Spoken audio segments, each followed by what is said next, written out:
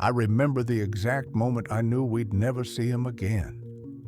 We were 30 yards down the hillside, crouched in a ditch thick with February mud, and I heard it. Not the explosions, not the German MG-482s chewing up the barn walls, but Tommy's voice. Faint, calm. Coming through Cordell's field receiver. Grid reference, Tear 79er. Advise fire mission.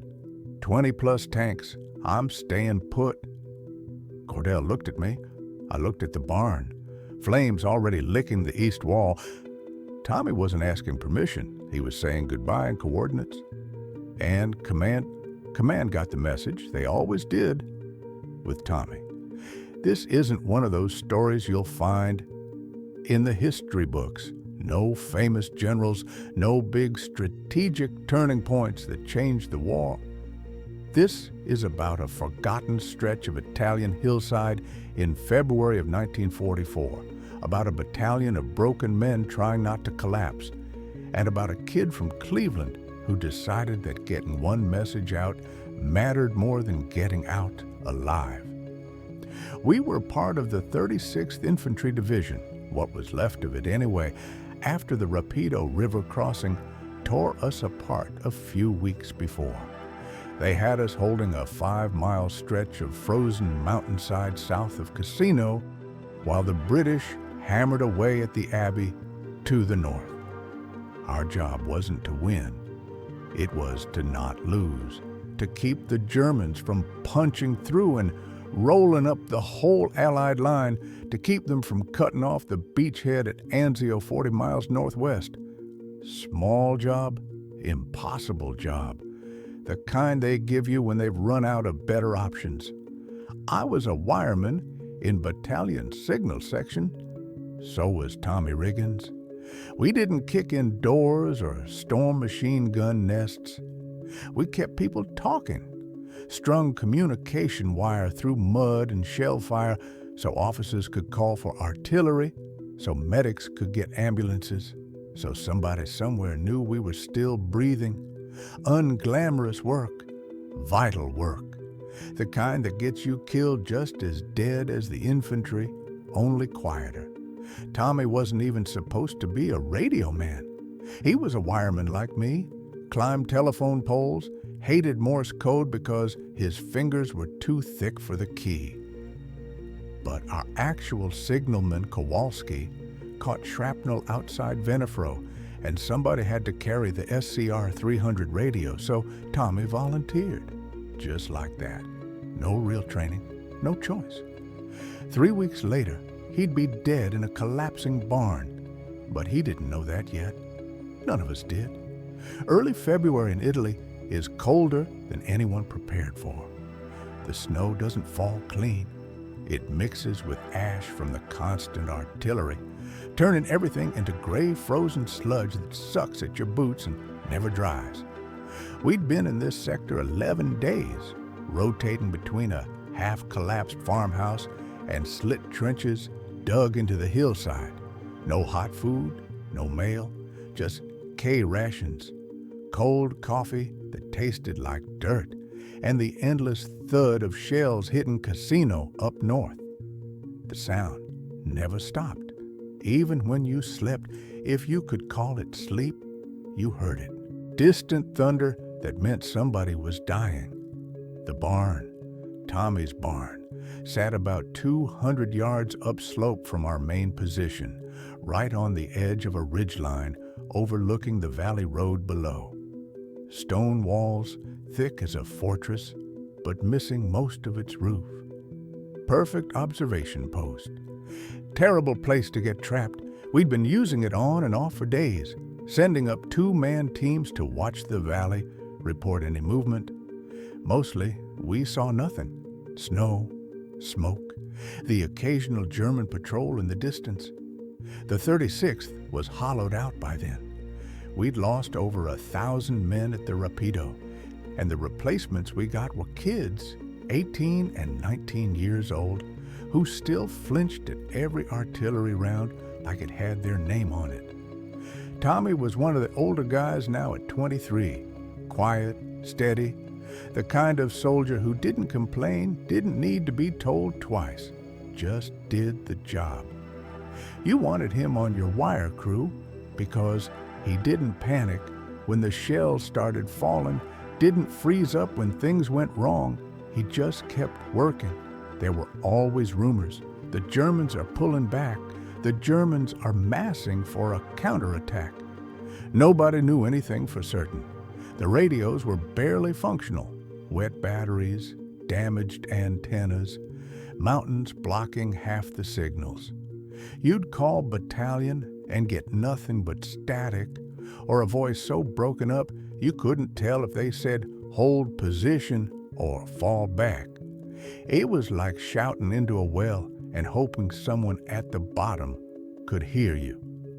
February 14th, Valentine's Day, though nobody mentioned it. Dawn came gray and cold, the kind of morning where your breath hangs in the air and your fingers go numb inside your gloves. Lieutenant Cordell, our platoon leader, skinny Virginian with a map obsession and eyes that never stopped moving, called me and Tommy up to the barn, said he needed eyes on the valley road, needed a radio in position in case something moved. So we humped the SCR 300 up the hill, 35 pounds of steel and vacuum tubes strapped to Tommy's back, slipping on ice, cursing under our breath.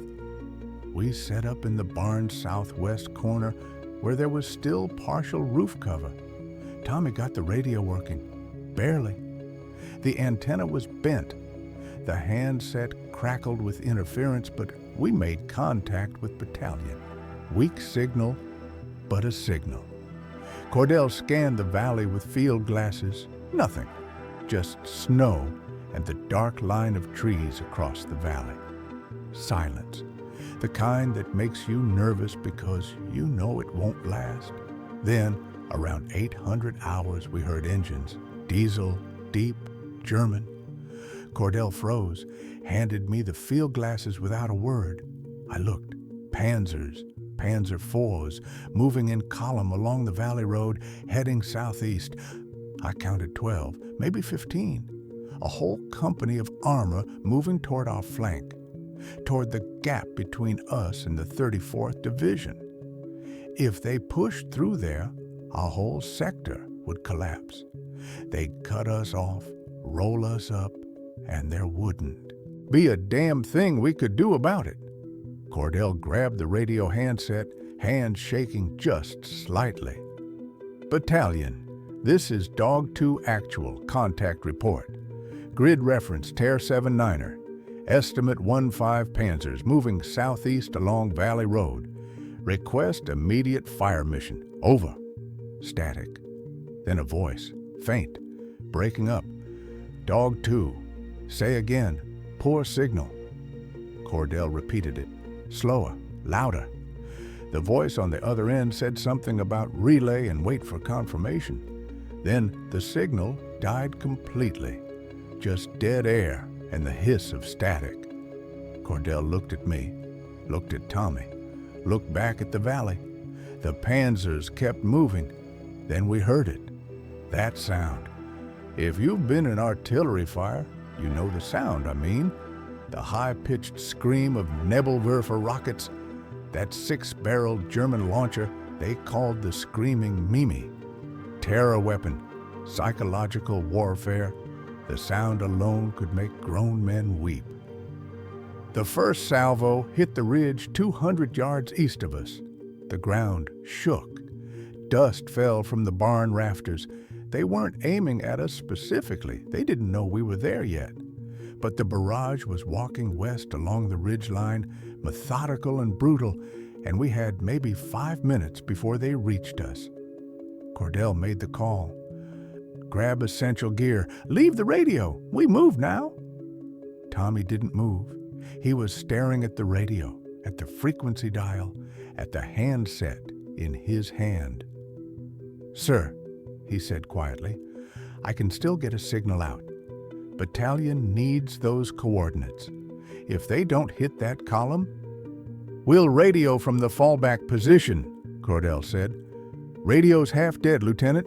We don't have another set that works." A shell hit 50 yards out. The barn shook. Stone dust filled the air. I could taste it, gritty and chemical. Cordell stared at Tommy. 5 seconds, 10, might as well have been an hour. Finally, he said, 15 minutes. We get down to the olive grove, find cover, circle back when it's clear. 15 minutes, Riggins. You copy? Tommy nodded, didn't smile, didn't salute, just cranked the hand generator on the radio and started adjusting the frequency dial, calm as if he were sitting in a training classroom back in the States. We left him there, me, Cordell, and 2 riflemen, whose names I can't even remember now. We scrambled down this hillside through the snow, sliding on our asses, choking on cordite smoke. The shells were landing everywhere. The Germans had our range now, bracketing the whole ridgeline. I looked back once, just once, saw the barn, saw smoke, saw Tommy's silhouette in the doorway hunched over the radio. We hit the olive grove and dove into a shallow ravine, pressing ourselves into the frozen mud. The shelling intensified. German 8mm artillery, the most accurate in the world, walking across the ridge like a man walking down a hallway, methodical and unhurried. I could hear the panzers in the valley, engines roaring, metal tracks clanking on stone.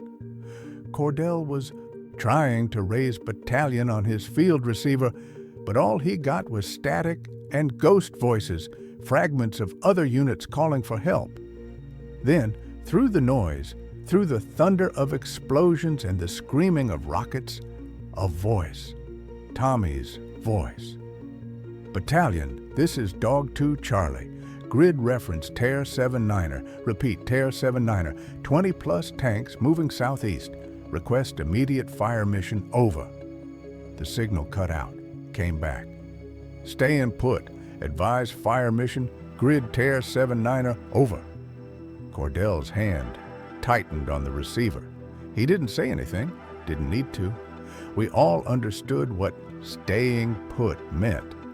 It meant Tommy wasn't planning to leave. It meant he'd made his choice, and we'd made ours, and now we had to live with it. The barn took a direct hit. We saw the flash, orange and white against the gray sky, saw the smoke billow up, saw the east wall collapse inward like a house of cards.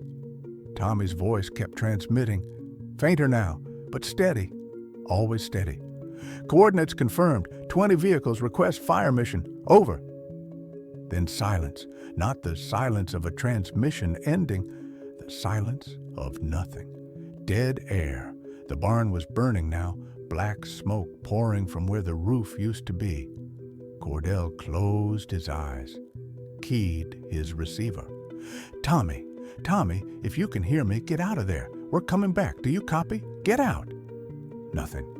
We waited in that ravine for 4 hours. The shelling eventually moved off, searching for new targets. The panzers stopped moving. We didn't know why at the time, just saw them halt on the valley road, milling around like confused animals. As soon as the barrage lifted, we climbed back up the hillside, slipping and stumbling, knowing what we'd find but hoping anyway. You always hope. The barn was gone, mostly gone. The walls still stood scorched and cratered, but the roof had collapsed completely, burying everything underneath. We found Tommy under a main support beam, half buried in rubble and broken tiles. The radio was still strapped to his back. The Morse key was still clutched in his right hand, fingers locked around it, even in death. His face was... I don't like to remember his face, but I remember his hands. Clean, steady, like he'd just fallen asleep at the key. We found out later what happened. Battalion got his message, all of it, every coordinate, every detail. They relayed it to the 133rd Field Artillery, 12 155mm howitzers, positioned 6 miles south. 8 minutes after Tommy's last transmission, the shells started falling on the valley road. Direct hits. They destroyed 6 Panzers outright, damaged 4 more, scattered the rest of the column. The German counteroffensive in our sector stalled completely. The line held. Tommy never heard those shells land. The barn collapsed on him during his final transmission. His last logged message at battalion was 2 words: mission complete. We pulled him out just before dark. Took 4 of us to lift the beam off his chest. Cordell wanted to bury him on the ridge, said it was fitting, but battalion ordered us to bring him down. They needed the ridge clear for observation. So we carried him down the hillside in a shelter half, slipping in mud that was half melted snow and half blood from a dozen other fights, and we laid him in a field grave next to Kowalski and 8 others. No chaplain, no ceremony. Cordell said a few words, something about duty and sacrifice and doing your job when it mattered most. I don't remember exactly.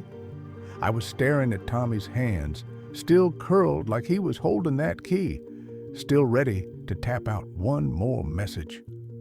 The 36th Division stayed in the line until May, when the Allies finally broke through at Casino. We lost more men, I lost more friends, names and faces that blur together now, 60 years gone. But the line never broke. The Germans never punched through to Anzio. Tommy's transmission bought us time, maybe a day, maybe less. But in war, a day is everything. The Italian campaign dragged on another year. Casino fell. Rome was liberated. The Germans retreated north, and the fighting got worse, not better. Tommy's name doesn't appear in the official histories. His action didn't earn a Medal of Honor, just a Bronze Star, posthumous, mailed to his mother in Cleveland. The barn where he died was bulldozed in 1945 to clear the road for supply trucks. Nobody remembers the Leary Valley. Nobody remembers the Panzers that didn't break through. Nobody remembers the radio man who stayed, except us, the ones who heard his voice, the ones who left him behind. I got out in 45, went home to Pennsylvania, got a job with the phone company, married a school teacher named Ellen, had 3 kids, normal life, good life. But I think about Tommy every February. When the snow turns gray and the sky hangs low, I hear static. I hear his voice, calm and steady, cutting through the noise. Staying put. 2 words. That's all it took for him to say goodbye. I've wondered over the years if we made the right call, if we should have stayed with him, if we should have dragged him down that hill, radio or no radio. But I think Tommy knew what we didn't, that some messages matter more than the messenger. That war isn't about the big battles or the famous generals. It's about moments like that. One man, one radio, one transmission that saves 100 lives you'll never meet. I don't know if Tommy was brave. I don't think he thought about it that way. Bravery's what you call it after, when you're safe and someone's pinning a medal on your chest. In the moment, it's just choice. Cold math. Someone has to stay, and you're the one holding the radio. He didn't want to die. Nobody wants to die in a collapsing barn with German shells walking toward you. But he wanted those coordinates to reach battalion more than he wanted to run. And that's the difference, I think, between surviving and mattering. I still have the last letter he wrote 3 days before the barn. Never mailed it. Found it in his pack when we sorted his gear. It's to his younger brother back in Cleveland. Tommy tells him about the snow, about the lousy food, about a stray dog that followed our platoon for 2 days until it got scared off by shelling. Normal things, boring things. At the end, he writes, "If something happens, don't let Ma think it was for nothing. We're doing something here, I don't know what exactly, but it's something. That's what I carry. Not the heroism, not the sacrifice, just the quiet belief that what we did, what Tommy did, mattered. Even if nobody remembers, even if the history books skip over us. War is full of forgotten moments, forgotten men, the radio man who stayed, the medic who didn't make it back, the rifleman who held the line just long enough for everyone else to pull back. They're not in the movies, they don't get parades, but they're the reason the rest of us made it home. So yeah, I remember Tommy Riggins. I remember his hands on the Morse key, steady and sure. I remember his voice cutting through the static, saying the only thing that mattered, grid reference, fire mission, staying put. And I hope wherever he is, he knows we heard him. We heard him loud and clear.